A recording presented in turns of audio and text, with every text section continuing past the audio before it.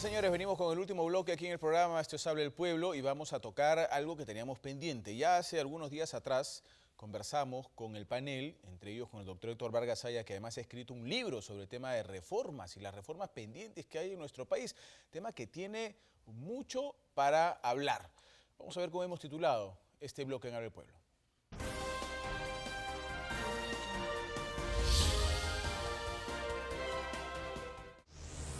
Muy bien, hablamos de las reformas pendientes en nuestro país, ¿no es cierto? Hablamos de las reformas pendientes en el Perú y se está uniendo a nuestro panel el señor Carlos Santander, como lo habíamos dicho en el bloque anterior. Él es un profesor universitario de Ciencias Sociales, profesor además en Brasil, así que es un honor tenerlo por aquí. Don Carlos, bienvenido al programa. ¿Qué piensa de este tema de las reformas pendientes en el Perú? Sí, José, en primer lugar, nuevamente muchas gracias por la invitación. Hay muchas reformas pendientes, entre ellas justamente la cuestión de la eliminación del voto preferencial, que todavía es posible salvarla. O sea, por más que no existe el acuerdo en el actual Congreso, yo creo que el Congreso podría votar una norma en la cual realmente pueda tener efectos para la siguiente elección. O sea, si bien es muy importante que no se mueva, no se toquen normas que afecten esta elección, pero bien podría el Congreso colocar, ¿no?, como salida de que la eliminación del voto preferencial tenga validad a partir de la próxima elección, ¿no?, en 2021. Yo creo que sería importantísimo. Hay otra serie de reformas. Por ejemplo, quedó pendiente el dictamen que fue aprobado en la Comisión de Relaciones Exteriores asociada a la representación de los peruanos en el extranjero. Yo creo que es una cuestión esencial porque estamos hablando de que casi 3.7% de la población electoral vive fuera del país. Cifra alta, ¿no? Claro, o sea, más o menos muy próxima a la representación electoral que tiene el departamento de Puno.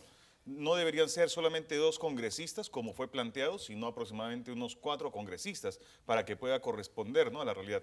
Otra cuestión que también no deja de ser muy importante está asociada, por ejemplo, a votar por aprobar la posibilidad del voto electrónico. Eso facilitaría mucho, sobre todo en regiones donde hay poca o baja instrucción, principalmente en las regiones altandinas, donde el analfabetismo justamente tiene una incidencia negativa a la hora de decidir, ¿no?, por sus representantes al Congreso. Bueno, sí, hay varias reformas que vamos a ir analizándolas y proponiéndolas en la mesa sin ninguna duda. Jaro.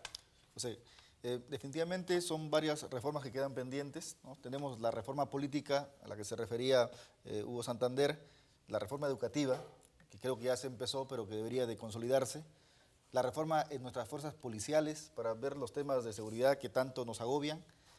Pero yo creo que lo triste es de que hemos tenido la posibilidad, a pesar de que todavía no se ha perdido esta posibilidad, de haber eliminado el voto preferencial. Es una pena que no se haya eliminado, porque si miramos la madre del cordero, quienes van a ser los responsables para llevar a cabo las reformas son los partidos que van a llegar a ser gobierno. Entonces, esos partidos, eliminando el voto preferencial, habrían podido tener en cuenta otro tipo de cosas, como por ejemplo la meritocracia, la verdadera representatividad ante un electorado, y no pues a esta gente farandulera que ganan porque tienen más prensa y son más mediáticos. Hago una pregunta, Harold, antes de darle el pase al doctor Héctor Vargas Saya en este tema tan importante. ¿De verdad cree usted que con los representantes de los partidos políticos que tenemos hoy en día, de eliminarse el voto preferencial, se va a dar paso a la meritocracia en los partidos políticos? ¿De verdad usted cree que eso va a ser cierto? ¿Sería cierto? Es un paso que tiene que darse. O sea, ¿cuándo va a llegar ese momento? Porque si me pongo a pensar de que no es todavía el momento y que de verdad no se va a dar paso a la meritocracia, entonces, ¿qué tiene que suceder en estos partidos que ya están tan desinstitucionalizados y donde pues no hay democracia interna, para que realmente miremos el futuro y sobre todo la representatividad de otra forma? Entonces yo creo que sí era un momento como para empezar, y una buena forma de empezar habría sido eliminando ese voto preferencial que ya nos ha hecho daño durante todo este tiempo en el que supuestamente vivimos en una democracia. Doctor Vargas Saya. Yo me voy a referir a la necesidad de una reforma integral del país, no por partes. Reforma electoral, la reforma del voto preferencial, que otra cosa forma parte de una reforma. El Perú necesita urgentemente una reforma integral. Una gran reforma. Una gran reforma integral. Por ejemplo, reforma del Estado. Reforma del Estado que supone acabar con la inmunidad soberana del presidente de la República, que no puede ser juzgado ni investigado durante el régimen, durante su periodo. Acabar con la no acabar, sino regularizar y establecer, como es en las grandes democracias, el significado de la inmunidad parlamentaria, por ejemplo, ¿no es cierto? Que es una cosa escandalosa actualmente. Establecer el Senado de la República. La bicameralidad. Sí, la bicameralidad. Luego, establecer la renovación por tercios o mitades del Parlamento. Porque yo no estoy de acuerdo con la revocatoria, pero sí con la renovación como se hace en la democracia. De esa manera, la ciudadanía podría tener la oportunidad de seleccionar dentro de 2 años a los que deben irse y a los que deben quedarse. Luego, eso es en materia de reforma del Estado, para ir en camino a la segunda república que necesita el país con urgencia. No una nueva constitución, ya tenemos 22 constituciones, sino una verdadera constitución que significa la segunda república. Pero hacer todas estas modificaciones que usted plantea, doctor, ¿no significaría tener una nueva constitución? ¿Cómo? Todas estas modificaciones que usted plantea como una gran reforma del país, Sí. ¿no significaría la necesidad de tener una nueva constitución? Claro que tiene una nueva constitución, a eso vamos, pues. No se puede hacer pues, reformas sin hacer una nueva constitución. No, por pero se supuesto. puede hacer enmiendas, ¿no es Pero cierto? eso sí. La idea no es hacer enmiendas, Por sino ejemplo, una yo nueva soy constitución. partidario de que se convoque a una asamblea constituyente. Pero una asamblea constituyente no como la que se convocaba siempre en el país. Una asamblea constituyente en que los integrantes de esa asamblea constituyente que van a dar la nueva constitución renuncien y no pueden ser candidatos al próximo Parlamento. O sea, no como la del 78, no como la del 92. No, nada. Porque entonces los parlamentarios que redactan una constitución la adecúan a sus intereses con las perspectivas de su próxima permanencia en el Congreso. Eso no puede ser. Tienen que ser constituyentes que se lleguen a eso y que dicten una norma radical para los futuros integrantes del Parlamento. Don Carlos, Eso en cuanto se refiere a la Constitución. Termino esta parte para desarrollar la segunda.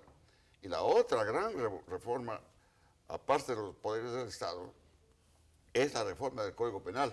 Muy bien. Vamos por partes, mi querido doctor, vamos por partes. Tenemos todavía varios minutos en el programa. ¿Usted sería así de radical, de hacer una gran reforma de un solo porrazo que signifique una nueva constitución? Sí, yo creo que es saludable para la democracia en el país, principalmente por la calidad en la que se encuentra, ¿no? la democracia en el Perú. Es cada vez más devaluada. Yo creo que es necesario reafirmarse un nuevo pacto político, un nuevo pacto social y comenzar a repensar nuestras instituciones. Yo no creo que sea malo, negativo, al contrario, fortalecería muchísimo o recrearía muchísimo todo este tejido, ¿no? Que cada vez más cuestiona, ¿no? Las instituciones políticas en el país. Mire, fíjese, si nosotros, por ejemplo, pudiésemos pensar, vemos de que elección tras elección, cada vez más los candidatos a la presidencia, los candidatos al Congreso son cuestionados, ¿no? Por un pasado muchas veces medio oscuro, ¿no?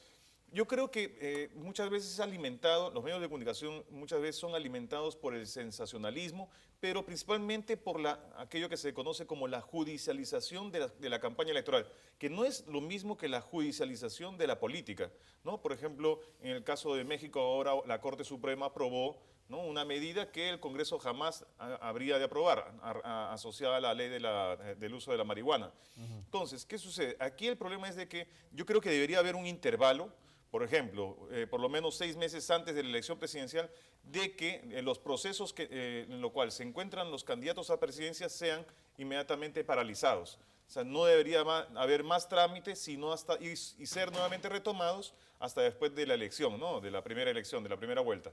Y así sucesivamente. Si esos dos candidatos que pasan la segunda vuelta, tampoco, o sea, sus procesos deberían ser nuevamente agilizados. Porque, ¿qué sucede? O sea, se crea una serie de especulaciones.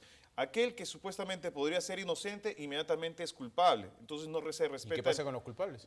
¿Perdón? ¿Y qué pasa con los culpables? No, pero eso se determina justamente retomándose un proceso, o sea, después de finalizado el proceso electoral. Habría que quitar entonces la inmunidad permanente del presidente de la República, que es intocable. Perfecto, exacto. Habría que partir por ahí. Claro. sería justamente una medida bastante que le daría un cierto contrapeso, ¿no? Pero en todo caso, así la opinión pública estaría más focada en las propuestas de los candidatos y menos en los escándalos posibles o en las tentativas que cada uno de los adversarios intente imputarle, ¿no?, al otro candidato. Yo creo que sería bastante saludable, principalmente para la información de la ciudadanía en un contexto tan importante como es el cambio, ¿no?, de gobierno, ¿no? Muy bien, vamos con unas llamadas telefónicas y regresamos con el panel. Buenas noches. ¿Aló? Sí, aló, buenas noches. Buenas noches. Sí, algo que yo quería mencionar, soy un ciudadano peruano, y me parece que una de las reformas pendientes y muy importantes, como acaba de mencionar el señor que termina de hablar, es el control que se debe ejercer sobre las actividades que realiza un candidato presidencial, ¿no? Tenemos conocimiento, por ejemplo, que el señor Ollanta Humala recibió $400.000 de Obredesh, y luego favorece a Viva Graña y Montero con leyes y con favoritismos que le regala plata de Fondo Mi Vivienda, y Graña y Montero vende todos estos proyectos que ya han sido televisivos, escritos, de las viviendas en tan mala construcción. Pero en fin, el propósito de mi llamada es decir, que los candidatos deben rendir cuentas de dónde sacan el dinero para su campaña. Es decir, los $400.000 que Ollanta Humala recibió de Obredesh, una compañía ya descalificada en Brasil, que ahora Viva Graña y Montero viene haciendo el mismo desbarajuste acá en Perú, lo declaró, dijo en campaña, porque creo que tienen la obligación de decir y declarar de dónde vienen los fondos. Muy bien. Le agradezco su comunicación telefónica, quedó claro. Hola, buenas noches. ¿Aló? Buenas noches, buenas noches. Sí, bienvenida, buenas noches. Le pido que hable un poquito más fuerte, por favor. Ya. Sobre el tema, yo quisiera decir, ¿no?, que la reforma que se debe hacer es en el cambio de constitución. Debería ser algo nuevo en seguridad, porque no hay nada que habla de las víctimas, ¿no? Y aparte también otra reforma es con respecto a la educación. El señor Ollanta Humala prometió tantas cosas y realmente ha dejado de lado, y más ha metido gente en todas las UGELes con sueldos dorados de 4.000, 15.000, y los trabajadores administrativos del sector educación estamos con 600 soles y nos aumentan el sueldo. Muy bien. Es una... Gracias por su llamada telefónica. Vamos con esta llamada y Yanina, que tiene mensajes. Hola, buenas noches. Buenas noches. Mire, sobre el tema que están hablando, yo pienso, amigos del panel, de que se conversa mucho, se habla mucho, pero la realidad todos sabemos que es en vano, porque lo que tenemos que hacer, tal como dice el doctor, que tenemos que cambiar esta constitución. Esta constitución que tenemos ahora está hecha a la medida para toda una corrupción completa que se hizo con Fujimori y todo lo demás. Así que se van a hacer cambios, pequeños cambios y todo lo demás, y el resultado siempre va a ser lo mismo. Muy bien. Es por demás que se siga debatiendo. Ok, gracias por su llamada, muy amable. Gracias por su llamada. Yanina tiene mensajes. Adelante, Yani.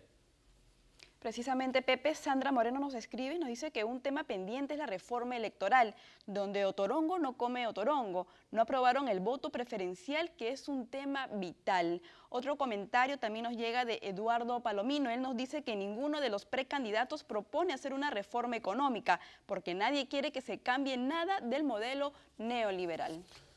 Muy bien, Yana, muchísimas gracias. Claro, este es otro de los aspectos de la Constitución de la que tanto se discute, ¿no es cierto? La reforma del tema electoral en la Carta Magna. Bueno, respecto a una de las llamadas, ya se aprobó el tema de la transparencia de acuerdo a respecto al financiamiento de los partidos políticos y Sí, sobre claro. las sanciones que Lo hay, ¿no? analizamos ayer. Eso ya se analizó. Vuelvo al tema del voto preferencial porque vayamos a la realidad. O sea, los únicos que van a poder ejecutar estas reformas son las personas que lleguen a ser gobierno. Entonces, ¿quiénes tienen que ser en todo caso estas personas que lleguen a ser gobierno? Deberían ser los ciudadanos más probos y más capaces como para poder ejecutarlas.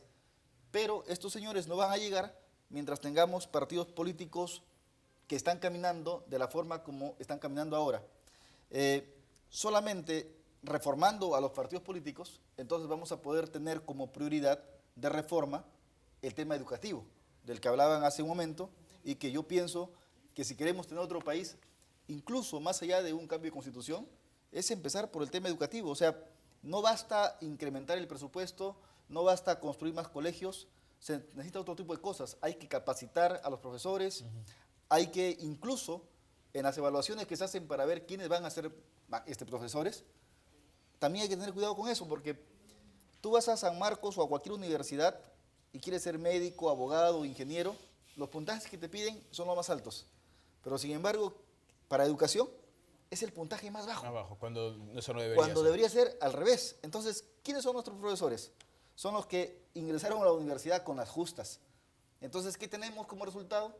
Una educación que no da pues ningún tipo de fruto y que sobre todo viene arrastrando a ciudadanos que no tienen la culpa de esta situación, hablo de los más jóvenes, a que se formen de una manera para la cual no van a ser útiles, van a ser malos ciudadanos, no van a estar bien formados y sobre todo van a seguir arrastrando los lastres de una modernidad que hasta el momento nos viene demostrando que no nos sirve. Es cierto, ¿no? Y mal instruidos no pueden dar buena Pero por instrucción supuesto. los profesores. Doctor. Bueno, sobre el voto preferencial, yo lo califico de perverso voto preferencial, pero naturalmente hay una reflexión que hacer al respecto. Los partidarios de mantener el voto preferencial tienen alguna razón, porque con eso pretenden equiparar a la decisión absolutista de las cúpulas partidarias, etc. Entonces, hay que hacer la reforma en los dos sentidos, en los dos extremos. Eliminar el voto preferencial, pero establecer como condición sine qua non urgente y obligatoria las elecciones primarias en los partidos con participación y control del jurado nacional de elecciones, tal como son las elecciones generales. Exacto. Entonces, Es otra figura. Claro que sí. Entonces, producir en las elecciones primarias donde el pueblo se pronuncia y determina a sus precandidatos, es innecesario entonces en ese caso el voto preferencial. Claro, pues. Naturalmente. Pero Por la eso, realidad en que nos aborda pero, ahorita... claro, bueno, pero claro, se pretende componer el defecto que supone la imposición de las cúpulas partidarias. Pero el voto preferencial resulta ser el remedio, pero el remedio resulta peor que la enfermedad. Porque no resuelve el problema de las cúpulas parlamentarias, de las cúpulas. Porque con el voto preferencial se pervierte el proceso electoral. Hay una pugna entre los mismos miembros de un partido político. Se negocia con el voto preferencial. Yo hablo con experiencia, he sufrido las consecuencias del voto preferencial. Si no me ha condenado el voto, ha sido por razones personales, he contado con el voto gentil de los electores. Pero las personas que no tienen eso están fritos. El voto preferencial es negociable, se negocia. No solo eso, aquí Ricardo Belmont Casinelli, en una pizarra, ha demostrado después de las últimas elecciones cómo se manipula el voto preferencial. A la unidad que se pone en el cuadrito, por ejemplo, a la hora de los cómputos, porque nadie controla los cómputos, se agrega un 0, en lugar de 1 aparece 10. En lugar de 2 aparece 12, etc. Y donde no hay nada se coloca 1. Y por último, no se computan los votos porque es imposible controlar el voto preferencial porque se necesitaría decenas o centenas de personeros. Claro, eso se podría solucionar, por ejemplo, con el voto electrónico que vimos. Entonces, con el voto electrónico se podría solucionar de alguna manera. Pero aún así, en el voto electrónico ya irían los electores a consigna, con consigna de lo que recibieron un par de zapatos, una fruta. Pero el voto es secreto, o sea, yo puedo recibir un par de... que no digo que esté bien hecho, ¿ah? Lo que digo es que aquel que recibe un par de zapatos o un plato de lentejas puede marcar por el contrario también. Pero otra vez volvemos al tema Lo que pasa es que hay de conciliábulos, no se trata de forma... Pero hay conciliábulos. Yo, por ejemplo, les cuento una cosa, esto es una cosa objetiva y real. En la candidatura de Lima Provincias, cuando yo presidía la lista de Lima, los candidatos localistas de Barranca, de las provincias, ¿cómo engañaban a los electores? Decían, señores, no voten por el número 1, porque cabeza de la lista, porque él ya está seguro. voten por lo demás. Y no era cierto. Y entonces, y en todas las provincias, yo resulté teniendo segundo lugar, tercer lugar, cuarto lugar. Lo que ocurre es que yo tenía voto universal. La suma de los votos de todas las provincias solucionaron el problema. De lo contrario, me iba al tacho. De manera que no es pues... Sí, pues hay cosas que solucionar. Permítanme las llamadas telefónicas del público, regresamos con el panel. Hola, buenas noches. Sí, señor, buenas noches, bienvenido. Señor Rocha, buenas noches, ¿cómo le digo? Señor Bien, Rocha, gracias. Yo acabo de prender recién, y no sé si habrán tratado sobre la reforma de la Constitución. Ignoro, porque no he escuchado hace más de media hora. Pero ¿se acuerdan ustedes cuando juramentó el actual régimen? Juramentó por la Constitución, con la Constitución anterior, no con la vigente. Claro, por el espíritu de la Constitución del 79, dijeron. Contraproducente. Ahora, segundo, señor, otra cosa, señor Rocha, y a todo el panel que está ahí, con todo respeto.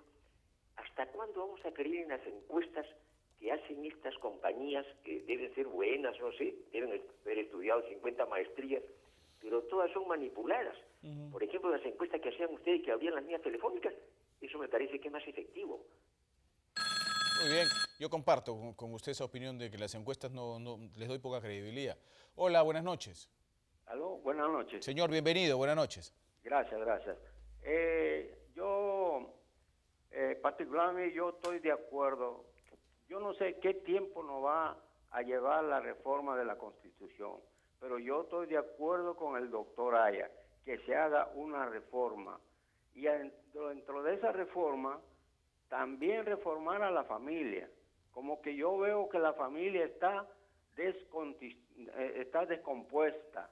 Entonces, prueba de ello es que no tenemos alumnos que se destaquen, alumnos que sobresalgan todo. Ok, le agradezco mucho su llamada. Yo dudo que con una reforma del Estado se solucione el problema de la familia. Eso es una cosa integral, ¿no es cierto?, del núcleo familiar, los patriarcas. Hola, buenas noches. Buenas noches, amigo. Mire, mi nombre es Luis Alberto. Una de las reformas electorales que podríamos tener nosotros sería, por ejemplo, que para poder postular al Congreso, ¿no?, los candidatos deberían hacerlo a partir de los 40 años. ¿Por qué razón a esa edad? Porque ya son profesionales que ya con título, con ellos tienen conocimiento de lo que el país necesita. Ahora, ¿por qué le diría yo 40 años? Para que ellos puedan trabajar 25 años al menos y a los 65 años cesar. Porque que mire usted, el Congreso da las leyes para que cesen a los 65 años y ellos nunca cesan. Entonces, eso sería una buena reforma. Muy bien, gracias por su llamada. Yani, danos uno de los mensajes que quedan, por favor. Adelante. Así es, Pepe. Uno de los últimos ya mensajes que nos escriben a las redes sociales. Pamela Melgarejo, ella nos dice que lamentablemente la corrupción se ha institucionalizado en el país y no hay reforma que la aguante y que consiga reducirla o desaparecerla. Otro comentario también nos hace Daniel Pinedo. Él nos dice que se ha hecho tantas reformas en la educación, pero nadie se atrevió a hacer lo que hizo Sarmiento en Argentina. Con gobernar es educar. Es cierto, le puso mucho empeño Sarmiento en Argentina, eso levantó muchísimo a Argentina. Don Carlos Santander. Sí, creo que hay una agenda muy larga, ¿no?, de reformas. Ahora, lo que me preocupa tal vez es que, por ejemplo, una asamblea constituyente tampoco garantiza resolver el modelo ideal, ¿no?, de lo que tendríamos como régimen político. Por cuenta de que muchas veces las asambleas constituyentes pueden inclinarse, por ejemplo, a que se coloquen figuras para la reelección permanente, ¿no? Algunos caudillos siempre aprovechan este tipo de situaciones en la cual la institucionalidad se encuentra vulnerable. Miremos al presidente Evo Morales en Bolivia. Por ejemplo, ¿no? Entonces yo creo que es importante que la agenda pública se vaya instalando todas esas temáticas, ¿no? La eliminación del voto preferencial. Por ejemplo, hay un tema que parece que no se ha tocado todavía, pero tiene que ver con la relación entre el número de congresistas y las circunscripciones electorales. Por ejemplo, hay un número muy pequeño de parlamentarios que realmente no corresponden en términos del crecimiento vegetativo de la población. Entonces, ¿qué es lo que pasa? Cada vez más los congresistas, o en todo caso la representación como tal, se hace en el vacío. Entonces, esa distancia entre representante y representados es cada vez mucho más larga, mucho más distante. Eso que provoca una serie de distorsiones y también contribuye a la poca legitimidad del legislativo. En ese sentido, por ejemplo, una propuesta que no deja de ser interesante es de que si todas las provincias se pudieran convertir en una circunscripción electoral y pueda elegir un diputado, por ejemplo, ¿no? Claro, Lima tendría un elemento diferente. La distancia 43 diputados tendría Lima. Claro, la distancia, pero el asunto no es de costo, sino la cuestión es de legitimidad. La cuestión es de darle, ¿cierto?, de reconocer de que la democracia realmente es el régimen que realmente vale la pena apostar y en la cual todo el mundo puede participar y donde los representantes puedan responder por sus representados. Así, las diversas provincias podrían tener su propio representante en el Congreso y la distancia se acortaría y obviamente las diversas demandas, ¿no? En el por país provincias, estarían, no por distritos, por provincias. Provincias, o en el caso de Lima sería diferente, ¿no? Podrían ser distritos. Jesús María tendría su diputado, así justamente los vecinos podrían conocer a su congresista, ¿no? Tendríamos el riesgo de llenarnos de parlamentarios cualquier cantidad, ¿no? Pero es mejor que no tener realmente que tener este esperpento de institución que se llama Congreso de la República. Yo creo que hay que ensayar diversas fórmulas. Bueno, O sea, la agenda en realidad sigue pendiente. Pienso que en el próximo gobierno tendría que ser prioridad nuevamente retomar el tema de la reforma electoral para poder ir al tema de la reforma educativa, porque es lamentable que en un país como el nuestro, por ejemplo, yo soy escritor, ya en cultura, ¿qué posibilidad tiene un escritor para poder desarrollarse como tal, por lo menos en el caso de haber editado su libro? O sea, no hay un fondo editorial de la República que esté digamos, pendiente del escritor, del novelista, del dramaturgo. Falta apoyo en el tema cultural. Falta apoyo en el tema cultural, pero así como falta apoyo en el tema cultural, también falta apoyo en el tema científico, en el tema de la investigación. Muy bien. Y eso no se va a lograr mientras no se haga realmente estas reformas que son necesarias y urgentes. Muy bien, señores, tenemos que irnos. Además, Harold Álvarez no solamente es escritor, sino que además es un brillante poeta. Y ya hemos escuchado algunas de sus poesías. Señores, gracias por habernos acompañado. Que tengan ustedes un gran fin de semana y nos encontramos, si Dios quiere, el día lunes con más de Abre el Pueblo. Permiso.